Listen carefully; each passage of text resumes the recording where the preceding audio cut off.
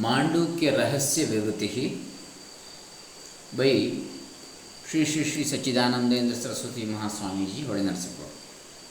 In that book, we have been seeing the introductory part in English. Now we shall continue the introductory part. Om Shri Gurubhyo Namaha Harihi Om Shri Ganeshaya Namaha Namo Namah Sadgurupādukābhyām Namo Namah Shankarapādukābhyām. Was there a school, Advaitic absolutism, anterior to Gaudapada? Is the question. We shall now turn to another aspect of the question. Is Gaudapada personally responsible for the supposed revolution in the Upanishad tradition? Or had he any predecessors in the field whose views he was perhaps the first to systematize? Professor Murthy quite admits the possibility of this alternative when he says Shankara's reference to Gaudapada as one knowing the tradition, Sampradaya Ved, may mean that there was an Advaitic school of Vedanta too, although it might not have been a dominant one.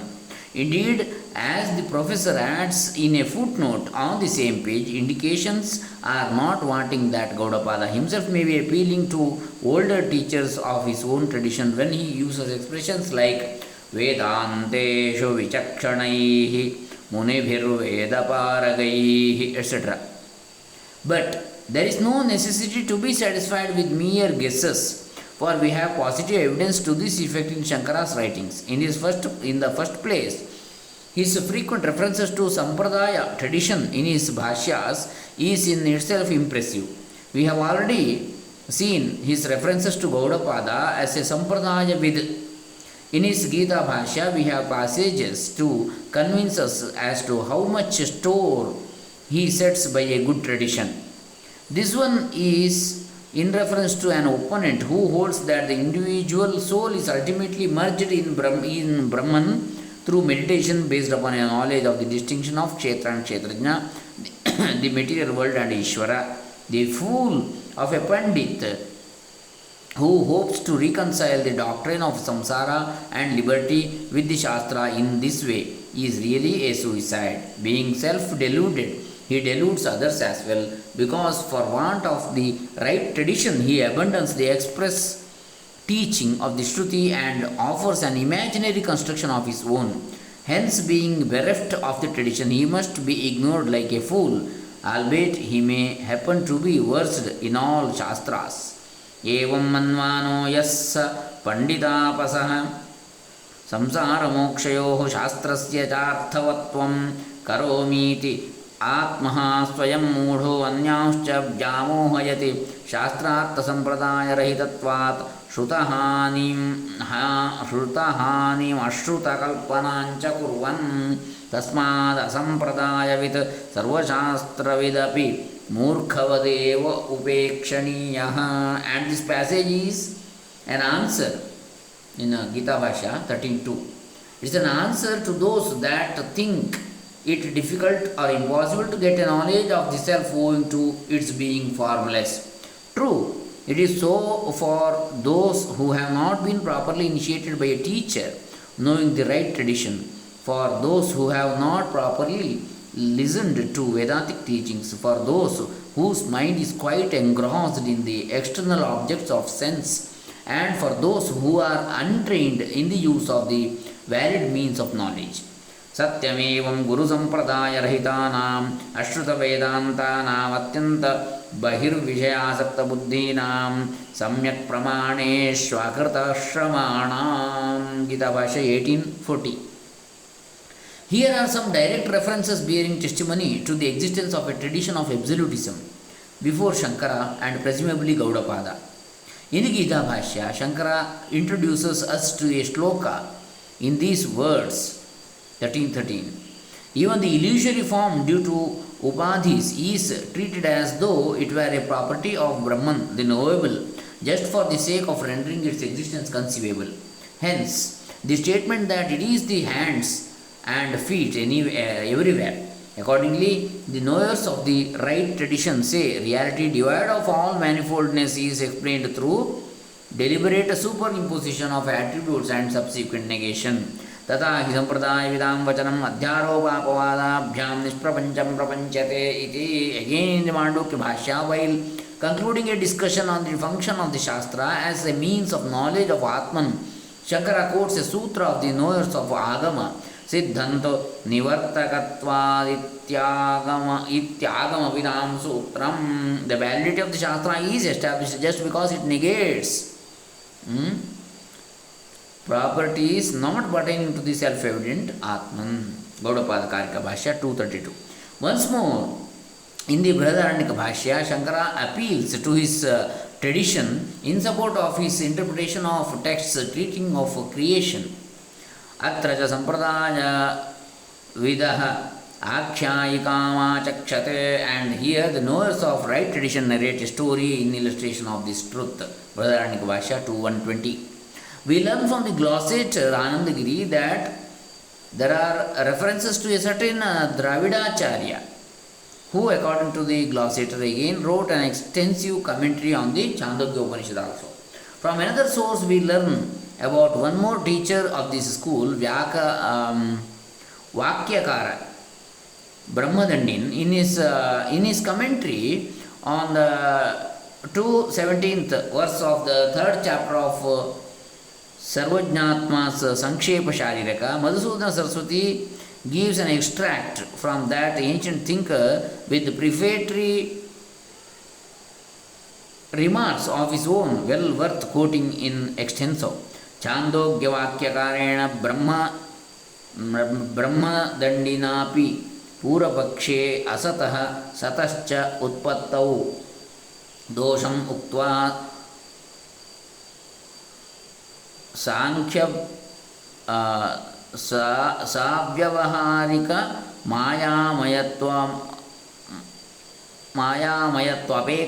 अपेक्षेण समाधानमुक्तं नासत उत्पत्तिः अनिष्पाद्यत्वात् नापि सतः प्रवृत्त्यानर्थक्यात् सत्त्वाविशेषात् अभिव्यक्त्यर्थमिति चेत् न तस्यापि सत्वात् प्रवृत्तिनिमित्तत्वाच्च सदाभिव्यक्तिप्रसङ्गः न संव्यवहारमात्रत्वादिति.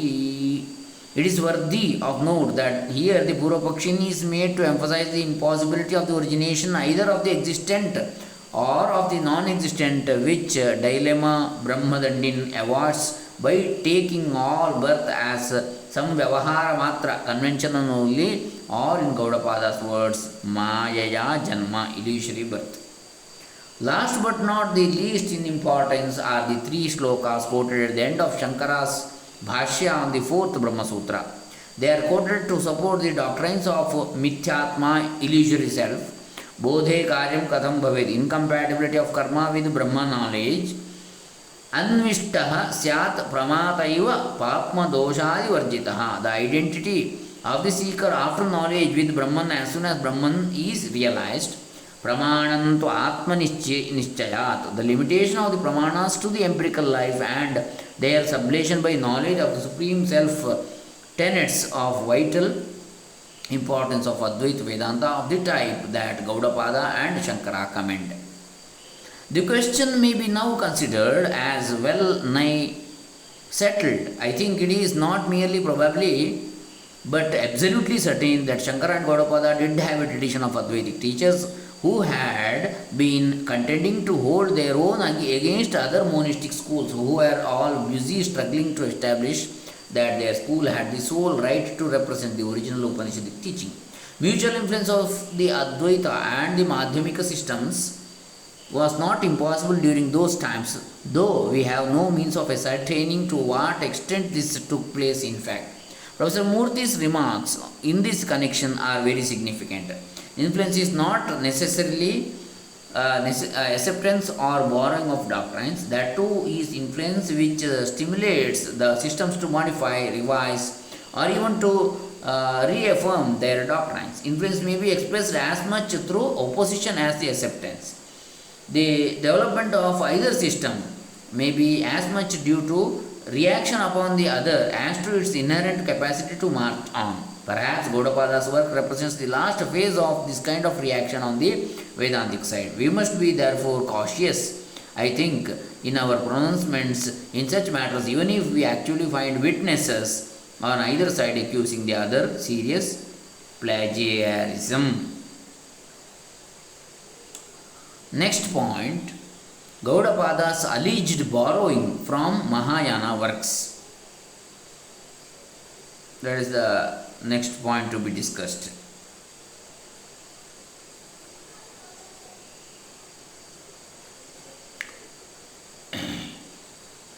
And we now come to the direct matter in hand. What about the striking similarity of words, expressions, and even thoughts between Gaudapada's Karikas, especially in the 4th chapter, and Mahayana works? Is there no borrowing here at all? If there is, what is it that induced the writer to go to non-Vedic sources for help? Two explanations are possible. Either Vedanta was not sufficiently developed to have a neat set of technical terms or a method of its own, so that it was only natural for it to utilize and adopt what was ready at hand in a system akin to it, at least in some aspects. Or else Gaudapada had an ulterior purpose in view to serve which he has deliberately chosen this vocabulary and dialectic even from a foreign source. Neither of these suppositions is inconceivable, but facts alone can decide the question one way or the other. Professor Murthy seems to accept the first alternative when he says the Vedanta philosophers did not and could not accept the Buddhistic metaphysics, its denial of the self, momentariness, etc. But they did press into service the Madhyamika dialectic and the Vijnanavada analysis of illusion. No absolutism could be established without the dialectic and the theory of illusion. Are we to understand that Advaitism really stood in dire need of this dialectic and this theory of illusion, lest it should not be able to stand upon its own legs as a species of absolutism? I am afraid it did not. Vedanta has been supposed to start in common with Vijnanavada with an analysis of an empirical illusion and then to apply it analogically to the world illusion. And since the illusoriness of all phenomena does not necessarily follow from this, the system is obliged to seek its cue for pronouncing the world illusory in an extra philosophical or theological knowledge derived from the Upanishads, while the Vijnanavada bases itself on the deliverances of the highest trance states.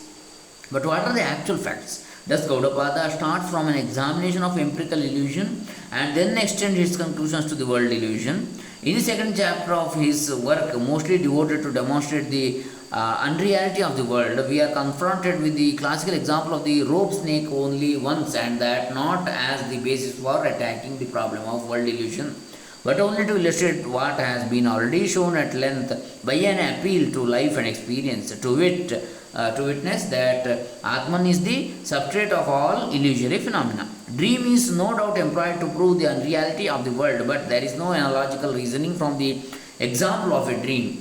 It is rather an appeal to appreciate the undeniable metaphysical identity of waking and dream as a fact of universal experience. Again, causal reference is made to the Upanishads, Shrutis or Vedantas twice or thrice, but on none of these occasions do we find the revelation invoked as a theological authority. It is not true to fact to say that Gaudapada depends upon an authoritative pronouncement at any stage of his argument for the proof of the world illusion. Shruti in the Advaita of Gaudapada and Shankara at any rate only means a suggestion of truth based on facts of experience and is no more a binding authority on the mind of the seeker of truth than the signpost on the crossroad pointing to the nature and extent of the way ahead. We may now take up the question of the Buddhistic terminology and dialectic. The first thing that strikes the reader is that neither of these obtrudes on his attention in the first 3 chapters to any appreciable degree, while they are found to loom large in the 4th. May it not be that the author, who could have very well dispensed with these aids without feeling any lack, has deliberately adopted this language and method of exposition with some set purpose undiscovered by surface critics. I am of opinion that in unraveling this secret, one may get some help from the much maligned Shankara Bhashya. If only one is not afraid of losing caste by shaking off the thickest influence of the deep-seated current opinion among the generality of Orientalists that Gaudapada has borrowed from Buddhistic works, or at any rate has been very much influenced by Buddhistic ways of thinking. In his opening remarks of the 4th chapter, Shankara says that after establishing the reality of Advaita directly with the help of both Agama and appropriate reason, Gaudapada now proceeds to show the avitanyaya, the indirect method of logic, how even the mutually opposed sets of opinion among the dualists and Buddhists point to the truth of the Advaita as well as to the fallacious nature of the other systems. Granting that this is so, we should not be surprised to find Gaudapada employ the terminology and method of the other systems to display how they stand self-convicted by their own showing. A close examination of the procedure followed here would go to show that mostly differences of opinion between the Sankhya and Vaisheshika on the one hand and the Vaibhashika and Vijnanavadin on the other are exhibited here, and ultimately the Vedantic conclusion based on the 3 states of consciousness is given at the end in order to round off the whole work. Special emphasis is laid in the closing slokas on how pure consciousness transcending and metaphysically comprehending in itself the triple distinction of knower, knowledge and the known revealed by Vedanta on an examination of the 3 states was never taught by the Vijnanavada of the Buddhists, however superior its logic might appear as compared to that of the realistic systems. I have tried to show in the course of my Sanskrit Vivruti how Gaudapada indirectly hints at the extraordinary appropriateness of certain Buddhistic terms and reasonings in the context of Vedanta rather than in that of the systems to which they are supposed to be indigenous. This practice of adopting the technique of other systems to their own is by no means unusual with Vedantins. An instance in point is the usage by the author of Brahma Sutras of such words as Pratyaksha in the sense of Shruti, Anumana in the sense of Smriti, and Pradhana in the sense of Brahman, etc. Parallel procedure will perhaps be found in other systems also. So in the next session we shall see the Vedantic dialectic. Hare Rama. Gaudapadacharya Charanaravindarpitamastu. Adishankar Bhagavad Charanaravindarpitamastu. Sri Sri Sri Sachidanandendra Saraswati Charanaravindarpitamastu. Loka samasta sukhino bhavantu. Sarve jana sukhino bhavantu. Om Tat Sat. Brahmarpanamastu.